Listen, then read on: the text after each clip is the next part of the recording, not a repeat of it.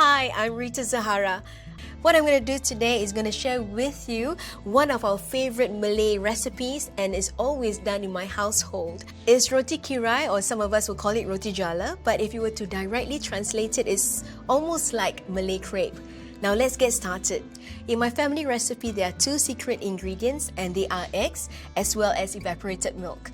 So in total, for my family recipe, there are 7 ingredients. That's water, evaporated milk, flour, eggs, rice flour, salt, and yellow colouring.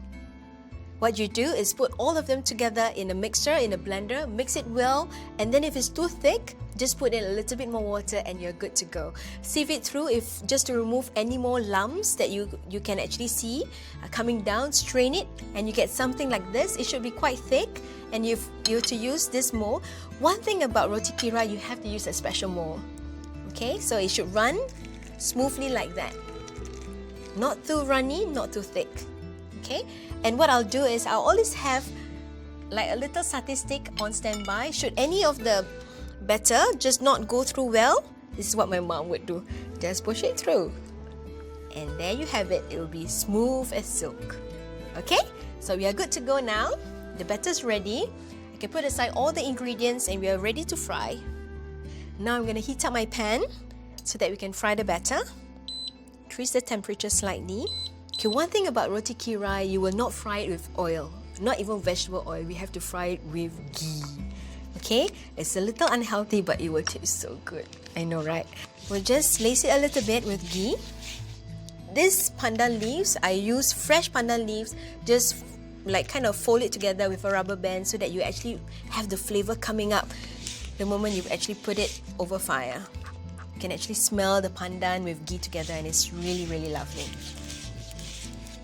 Okay, make sure you use a non-stick frying pan, because for Roti Kirai to really look pretty and lovely, you have to use a non-stick frying pan. Then you have the actual shape and design. Okay, once the pan is well heated up, it's ready, and you can put the batter in.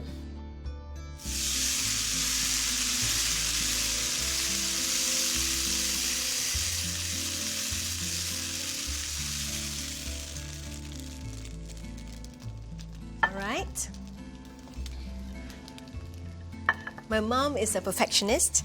When we were young, she made us practice again and again and do it 100 of times. It's actually quite easy to do, but it's all up to you how perfect you want your Malay crepe to be. So the style is, there are many styles.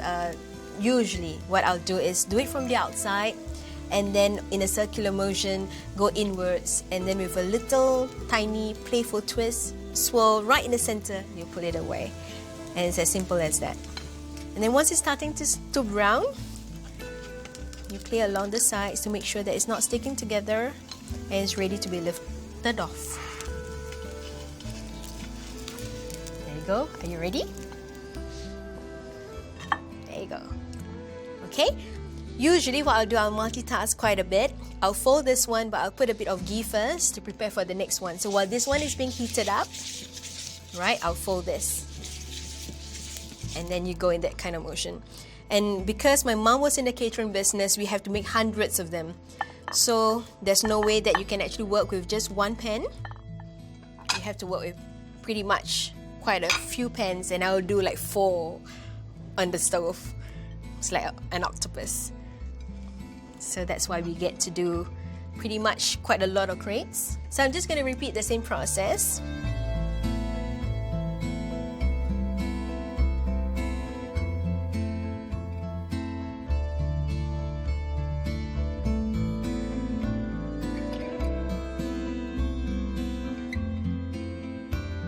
I'll do one more time. Just for demonstration purposes, I'm going really slow now. If you go really slow, the strands tend to be a bit thicker. With experience and over time, you get really fine lines, and that's when it comes out really pretty, because you have a lot of fine lines. It's like a web. And then from the center, swirl. I'm gonna switch off the stove so that I can just concentrate on this. This is another style of folding. This like a popiah. Very simple. Just fold the sides first. And then you roll. I usually like to keep it really tidy, so I fold in all the little loose ends, and then it looks something like that. There, I've showed you 2 styles of folding Roti Kirai. There you have it. And it's best served with a bit of salad, chili sauce, as well as chicken curry.